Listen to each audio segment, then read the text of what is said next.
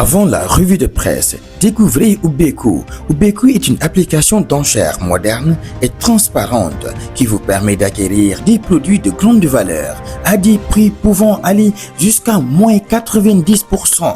Oui, vos offres ne sont pas débitées, le système est clair et automatisé. Le plus petit montant unique remporte l'enchère. C'est simple, sécurisé et accessible à tous. C'est le moment d'essayer, de tenter stratégiquement et de profiter des opportunités. Téléchargez l'application Ubeku. Soutenez, partagez et restez connectés. Les meilleures offres arrivent. Ubeku, la stratégie qui fait gagner. Place à la revue de presse. Bonjour à toutes et à tous, ravi de vous retrouver pour ce nouveau tour d'horizon de l'actualité nationale et internationale. L'essentiel de l'information de ce jeudi est largement dominé par une affaire qui dépasse le cadre du sport pour devenir une véritable question d'État. Mais au-delà de cette onde de choc, d'autres sujets majeurs retiennent également l'attention: gouvernance, société, économie et faits divers. Voici ce qu'il faut retenir. Aïcha Nudem. Ouvrons cette revue par le séisme sportif qui fait trembler tout le continent. Le retrait du titre de champion d'Afrique au Sénégal par la CAF suscite une indignation générale. Selon Subatel, Le Soleil, L'Observateur ou encore Record, le Sénégal a décidé de saisir le tribunal arbitral du sport pour contester une décision jugée d'une gravité exceptionnelle. Le gouvernement dénonce une atteinte aux principes fondamentaux du sport: équité, loyauté et respect du terrain. La riposte est totale: recours juridique international, demande d'enquête pour soupçon de corruption, mobilisation diplomatique. Du côté des acteurs du football, les réactions sont unanimes. Des experts comme Malang Diédhiou rappellent qu'aucun jury ne peut invalider un match achevé, tandis que des voix internationales parlent d'un scandale historique.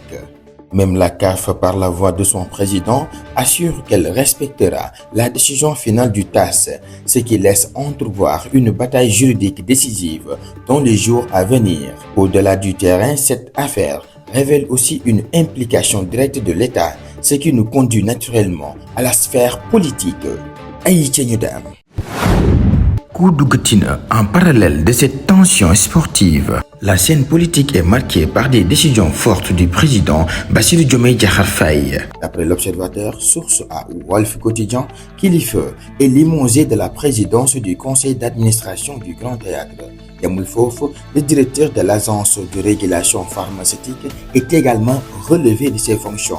Ces décisions sont perçues comme une volonté de restaurer l'autorité de l'État, un signal fort contre les dérives et les prises de position publiques jugées excessives. Une gouvernance plus ferme semble se dessiner entre sanctions et volonté de rupture. Mais pendant que l'État s'active au sommet, le quotidien des citoyens reste marqué par des tensions sociales et économiques persistantes. Sur le plan économique, l'Observateur alerte sur un secteur privé asphyxié par les nouvelles taxes, tandis que des experts évoquent une pression fiscale croissante. Pendant ce temps, les prix des légumes flambent à l'approche de la Korité. Selon l'info, l'accès à l'eau potable reste limité à seulement 29% des ménages dans certaines zones. Cependant, une note d'espoir apparaît avec la reprise des bourses de sécurité familiale qui concerne plus de 350 ménages, une véritable bouffée d'oxygène à l'approche de la Korité. À côté de ces réalités économiques, les faits de société viennent rappeler l'urgence de certaines problématiques sécuritaires et sanitaires. Aïcha Nudem. Les journaux rapportent plusieurs événements préoccupants: décès suspect dans un cabinet médical clandestin à Rufisque selon l'Observateur, affaire de tentative de viol sur mineur à Guédiawaye, trafic de drogue avec des saisies importantes à Diourbel et Mbour, accident grave à Saint-Louis avec plusieurs victimes. À cela s'ajoute une affaire sensible à l'UCAD où une enquête est en cours après des accusations de viol dans une vidéo virale. Face à ces décisions internes, certains analystes pointent également des fragilités sur la scène internationale. Aïcha Nudem. Plusieurs quotidiens comme Le Peuple, Critique ou Sud Quotidien évoquent une diplomatie sénégalaise en perte d'influence. Des analystes appellent à un repositionnement stratégique, une meilleure présence dans les instances internationales, une cohérence entre politique intérieure et image extérieure. L'affaire de la CAN, justement, est perçue comme un test grandeur nature pour mesurer la capacité du Sénégal à défendre ses intérêts au niveau mondial. Place au sport. Les journaux sportifs comme Rewmi Sport Plus ou Tribune Sport annoncent une chose, le spectacle est garanti en Europe. Les quarts de finale de la UEFA Champions League sont désormais connus et ils promettent des confrontations explosives entre les plus grands clubs du continent. Parmi les affiches les plus attendues, Paris Saint-Germain, Liverpool, Real Madrid, Bayern Munich, FC Barcelone, Atlético Madrid, Arsenal et Sporting.